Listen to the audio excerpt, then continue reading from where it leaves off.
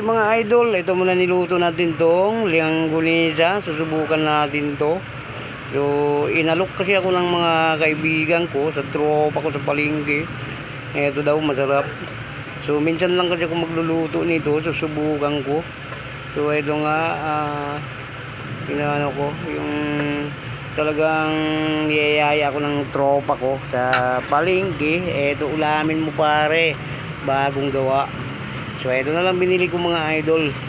So alam mo nitong kilo nito mga idol, 300 pesos ang kilo nito. Pero hindi ko afford yung 300, no. Bumili lang ako ng halagang 200. Ito po, binili ko ngayon. So ito, hintayin natin matuyo yung tubig mga idol. So pag magmantika na yon, anuin natin mga idol, yung tusok-tusukin natin yan para maluto na natin. So medyo marami nilagay ang tubig ko, medyo marami na palagay ang tubig. So ito langgunisa mga idol, itong ulam natin ngayong gabi, no.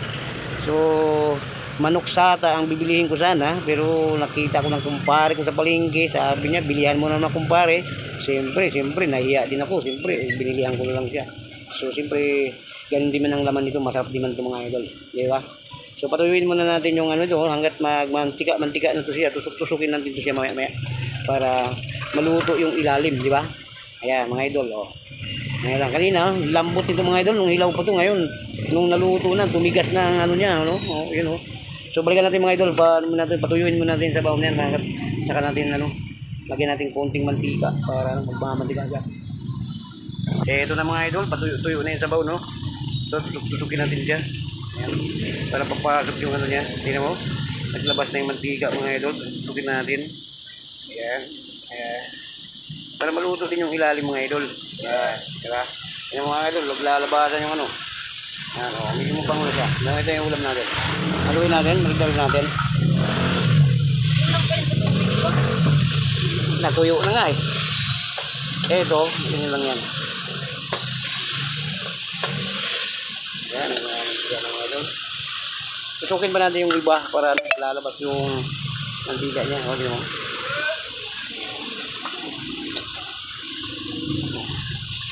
Tusukin natin yan. Ayan. Diba? Sa sabaw na yun eh.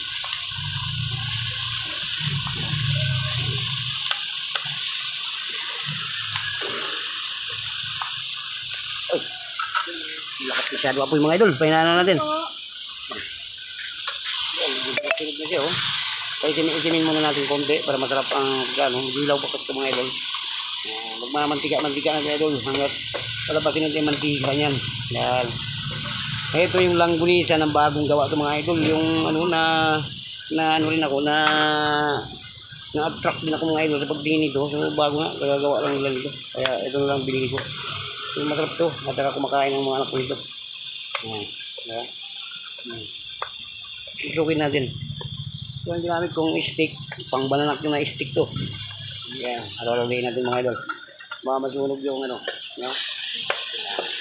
Yan, ito yung langin sa natin.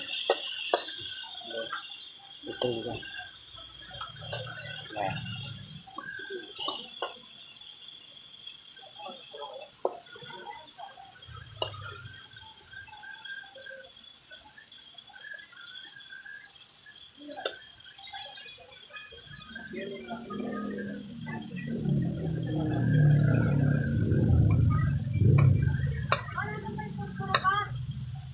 Yan, sa likod mo. 5. Masarap itong langgunisa mga idol. Ito muna lutuin natin yan. So medyo nagsawa na tayo ng pan. Nagsawa na tayo ng manok. Ito muna, yung langgunisa. Pero 14 ito mga idol. Baboy rin laman ito mga idol. Yung giniling na ano, taba. Ayan ang lagay dito. Pinahinaan ko lang yung apoy mga idol. Sakto sa luto mga idol. Itong langgunisa. Yan, sarap ito mga idol. So. Diba yan?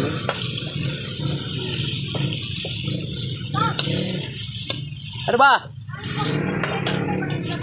Ito mga idol, medyo dilaw na siya oh. Nagba-brown na siya mga idol. Paluto muna natin, no? Paluto mo lang siya. Paluto mga idol. Diba? Ito yung ulam natin mga idol. Langgunisa. Masarap. Ay, iwasan mga idol, bago nga. Hindi magmamantika ng mga idol. Oh. Ilan? Yelo daw, Kayla! Ito.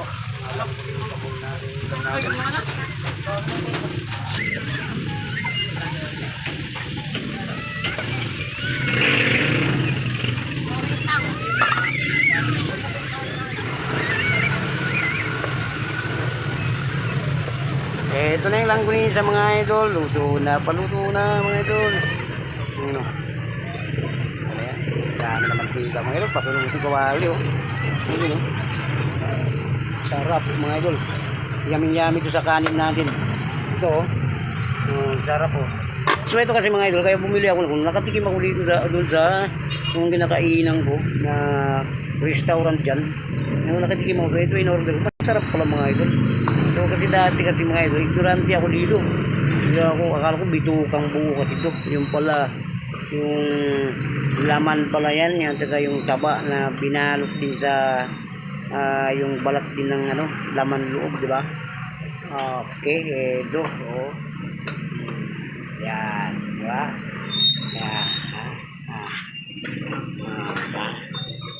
Ha? Ayan. Ano po mga idol, luto na yung mga idol. So ito na mga idol, luto na to. So ito na. Ano pang gagawin natin mga idol? So maghintay tayo ng ano, kainan na tayo. Ito. So hanggang dito lang ang video natin mga idol. Maraming salamat, God bless sa inyong lahat yan. Magkabay na po sa inyo.